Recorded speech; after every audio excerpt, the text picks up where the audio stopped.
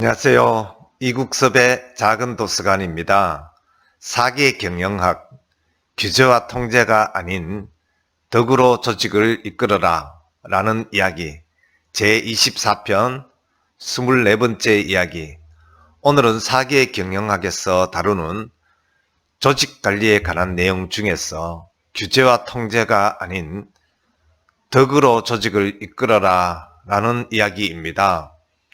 법치가 아닌 덕치로 이끈 하나라의 폭정을 끝내고 상나라를 세운 상탕의 사례를 가지고 그의 지혜를 배우려고 합니다.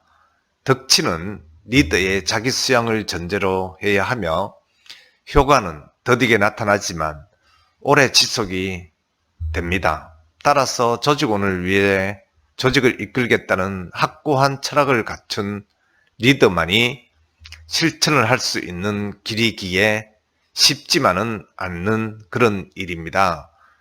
작게는 부서부터 또 크게는 나라 전체까지 조직을 다스리는 방법은 정말로 다양하고 많이 있습니다. 그러나 크게 대별하여 본다면 규제나 통제를 전제로 하는 법치가 있을 수도 있고 또한 자율과 능동을 기반으로 하는 덕치가 있을 수도 있습니다. 즉, 리더의 역할을 자기가 직접 행사하는 진정이 있고 또 담당자에게 권한을 전폭적으로 주는 위임을 하는 방법이 있습니다. 환경과 시점이 모든 경우에 따라 다르기 때문에 어느 쪽이 좋다는 결론은 섣부를 수 있습니다. 그렇지만 단기적 효율성은 법치와 친정이 높은 편입니다. 그러나 역사상 성공한 리더들은 거의 예외 없이 덕치와 위임을 통한 치국을 실천한 것으로 나타납니다. 도둑놈들은 법령이 치밀하게 정비될수록 많아진다고 합니다. 법으로만 가지고는 인간의 본성이나 가치관을 바꿀 수는 없기에 법치로 모든 일을 해결하려는 풍조는 결국에는 망국에 이르는 길이라고 여겨집니다. 최근에 한국 정치는 어느 사이엔가 모든 일을 협의와 상생은 도외시하고 법의 판단, 즉 사법의 판단으로만 결론을 내려는 양태를 보이고 있어서 안타까운 우리의 상황입니다. 사방천지가 온통 변호사들만이 세상사 모든 일들에 대한 옳고 그름을 나누는 가늠자 역할을 하고 결론은 법원의 판결만을 기다리고 받드는 세상이 되었습니다. 제 개인적인 생각은 가정교육과 또 학교 교육의 제대로 된 교육의 부재가 그 밑바닥의 원인이라고 생각하는 편입니다. 유태인들의 탈무드와 또 그들의 밥상머리 교육의 중요성이 새삼 떠오르게 하는 부분이고 또 이런 사실은 우리의 안타까운 현실이라고 보여집니다. 사마천은 홍리열전에서 한나라 무제 때 왕온서의 이야기로 우리에게 많은 교훈을 주고 있습니다. 왕온서라는 인물은 나쁜 짓을 일삼다가 말단관리로 등용이 됩니다. 그는 과거에 중죄를 지은 자들을 활용하여 많은 도적을 잡고 또 실적을 올려 높은 자리로 승승장구를 합니다. 그의 방법은 범죄자들의 약점을 움켜쥐고 자신의 실적을 위해 이들을 수적처럼 부려 일을 처리하는 것입니다.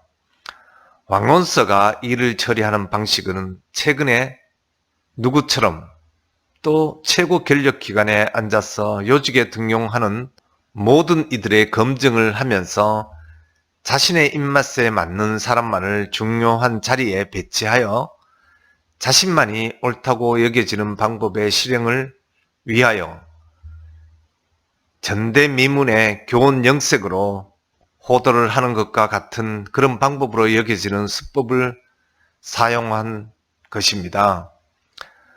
왕온서의 위세를 부리고 자신의 영달만을 좋아하고 백성은 결단코 사랑하지 않는 인간이었습니다.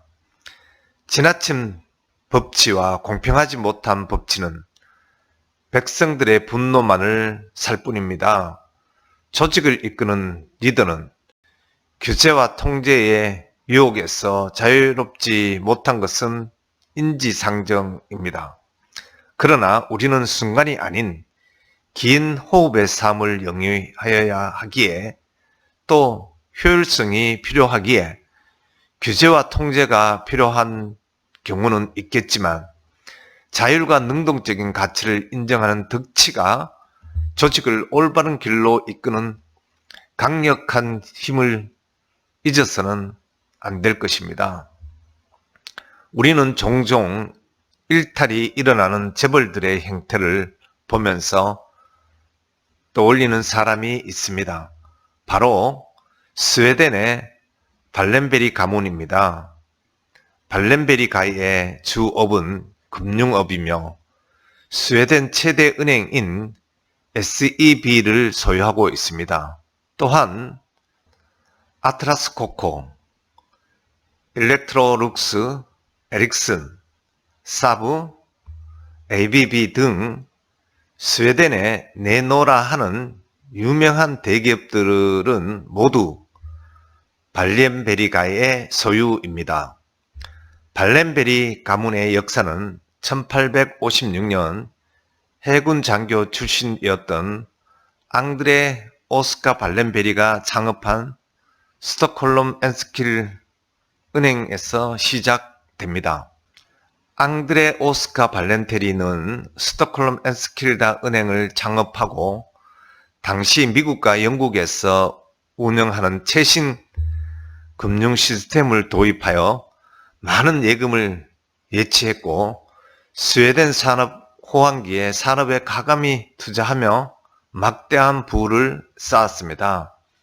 그러나 1878년 불황을 맞아 투자의 실패가 이어졌고 파산의 위기에 몰리기도 하였으나 창업자의 장남이었던 크누트가 경영을 이어받으면서 발렌베리가는 다시 부흥을 하게 됩니다.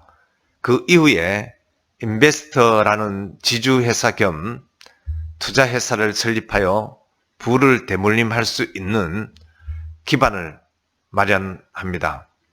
발렌베리가의 모토는 가족경영입니다. 160년이 넘게 5대에 걸쳐 경영권을 세습하였으나 발렌베리가는 기업들의 독립경영을 확실하게 보장하여 주고 능력 있는 전문 경영인들에게 경영권을 일임을 합니다. 다만 인베스터를 통해 지배권만을 행사하는 것입니다. 또한 오너들은 자신의 재산을 축적하는 데 목적을 두지 않고 소유권은 특권이 아닌 책임이다 라는 발렌베리가의 전통으로 인하여 가문의 부를 누리는 특권을 선택하기보다는 부를 잘 관리하고 키우는 자신들의 임무와 책임을 선택을 합니다.